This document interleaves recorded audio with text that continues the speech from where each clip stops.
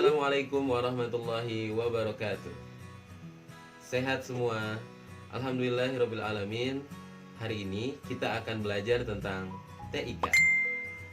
Di tengah pesatnya perkembangan komputer dan teknologi saat ini, rasanya aneh ya jika menemui seseorang yang tidak tahu dan tidak pernah menggunakan komputer.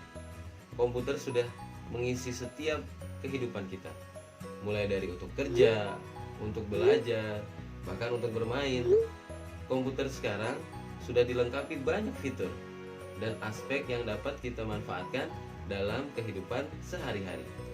Sebelum membahas lebih lanjut tentang sejarah perkembangan komputer, yuk kita pelajari apa itu komputer. Sederhananya, komputer adalah sekumpulan alat elektronik yang saling bekerja sama untuk menerima data, mengolah data, dan menampilkan data untuk penggunanya. Banyak sosok yang berpengaruh terhadap perkembangan komputer, seperti Alan Turing, Konrad Zuse, Henry Edward Roberts, Charles Babbage, dan masih banyak lagi. Dari sekian banyak nama, Charles Babbage bisa dibilang merupakan sosok yang paling berkontribusi atas kehadiran komputer. Sebab pada 1822 silam, ia menciptakan suatu mesin yang bisa menjalankan operasi perhitungan matematika. Metode ini lantas menjadi dasar bagi pengembangan komputer yang kita kenal hingga saat ini. Dengan penemuan tersebut, tak aneh apabila banyak orang yang menganggap pria yang lahir pada 26 Desember 1791 ini sebagai bapak komputer. Namun, siapa sangka jauh sebelum Babbage menggagas alat komputasi, ia sempat sakit-sakitan dan terpaksa harus sekolah dari rumah. Oh iya, bentuk dan fitur komputer yang sekarang kita gunakan sudah jauh berbeda loh dengan komputer dari dahulu. Perkembangan komputer dari pertama dibuat hingga sekarang dapat dibagi menjadi 5 generasi yang berbeda. Tiap generasi memiliki terobosan serta inovasinya yang memungkinkan komputer dapat berkembang pesat.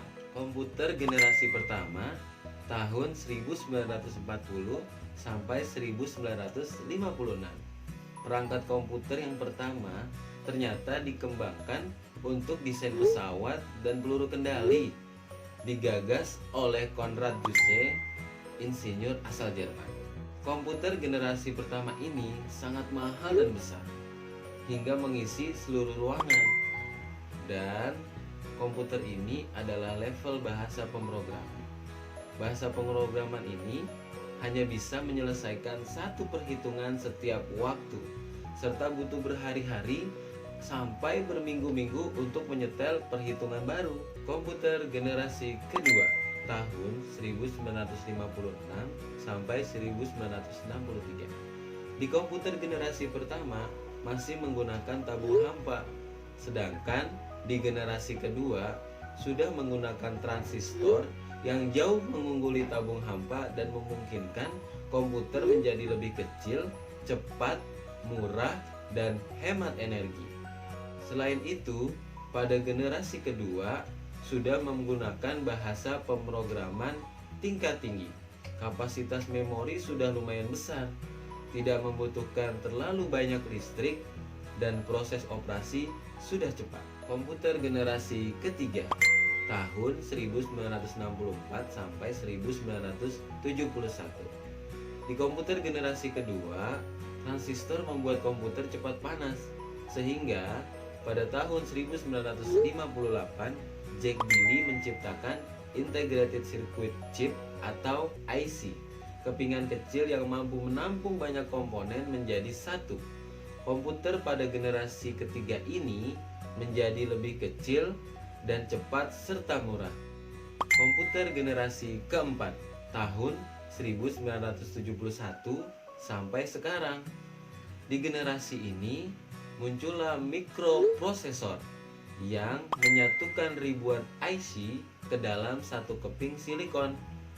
Komputer generasi pertama yang mengisi seluruh ruangan sekarang sudah muat dalam genggaman manusia.